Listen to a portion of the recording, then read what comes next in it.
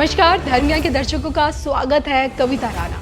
अंग्रेजों की हुकूमत से भारत को आजाद हुए 78 वर्ष पूरे हो चुके हैं और ऐसे में एक नए भारत के लिए देश के प्रधानमंत्री नरेंद्र मोदी ने अगले 25 साल का ब्लूप्रिंट भी सामने रख दिया है। सोचिए, आने वाले 25 सालों में दुनिया विकसित भारत की बात करेगी। भारतीय संस्कृति दुनिया को रास्ता दिखाएगी और दुनिया भारतीयों की एकजुटता का लोहा भी मानेगी।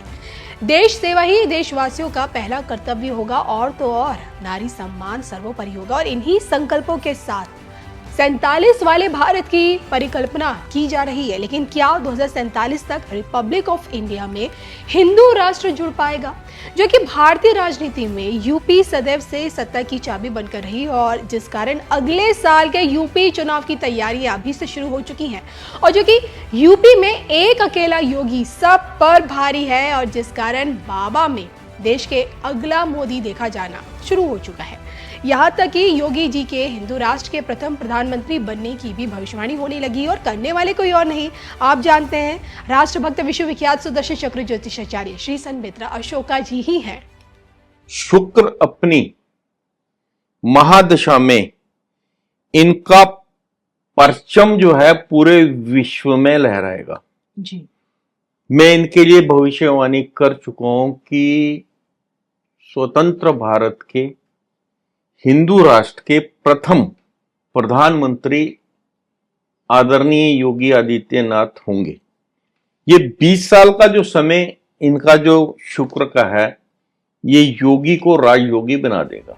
अब यूपी के भगवाधारी बाबा हिंदू राष्ट्र के सबसे बड़े पैरोकार है और कई दफा सार्वजनिक मंच से भारत के हिंदू राष्ट्र होने हमेशा रहने की बात वो कर चुके हैं। और ऐसे में सवाल यही उठता है कि अगर आधिकारिक रूप से भारत हिंदू राष्ट्र घोषित हो जाता है तो क्या सत्ता में भी परिवर्तन देखने को मिलेगा?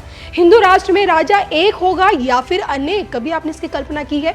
इसी सवाल का जवाब किसी और से नहीं बल्कि पूरी पीठ शंकराचार्य स्वामी निशिलानंद सरस्वती महाराज जी से मिला है। सुनिए इस पर उनका क्या कुछ कहना है।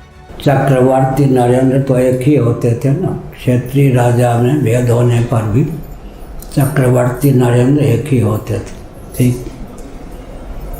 और राजतंत्र के अंतर्गत ही प्रजातंत्र सन्निहित था। महाभारत का अध्ययन कीजिए। मंत्रिमंडल में 4 शिक्षाविद ब्राह्मण होना चाहिए, 8 रक्षाविद क्षत्रिय होना चाहिए, 21 अर्थशास्त्र के विशेषज्ञ, कृषि गौरक्ष वाणिज्य के प्रकल्प को संतुलित रखने वाले वैश्य हों, 3 शूद्र हों, कुटीर उद्योग, लघु उद्योग, सेवा, श्रम के प्रकल्प को सही ढंग से क्रियान्वित करने वाले, एक सूत माने सांस्कृतिक मंत्री होना चाहिए। यह अनुपात है मंत्रिमंडल में। 4 ब्राह्मण, 8 क्षत्रिय, 21 वैश्य, 3 शूद्र, एक सूत। तो जिसको हम राजतंत्र कहते हैं उसमें प्रजातंत्र था या नहीं? हर वर्ग का प्रतिनिधित्व उचित अनुपात में था। आगे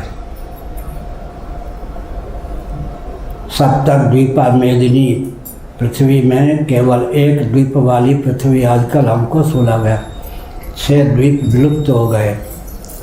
क्षार सिंधु से वेष्टित भूभाग को ही आजकल भूगोल के जानने वाले 7 भागों में बांट देते हैं।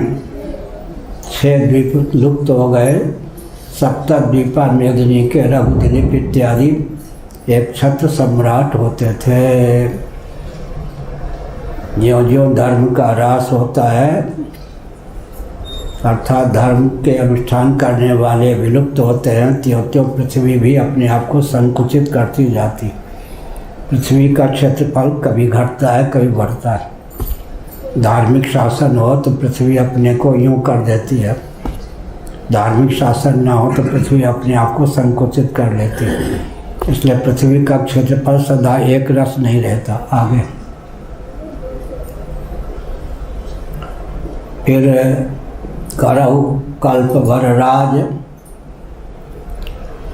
विभीषण को वरदान दिया सीता जी ने।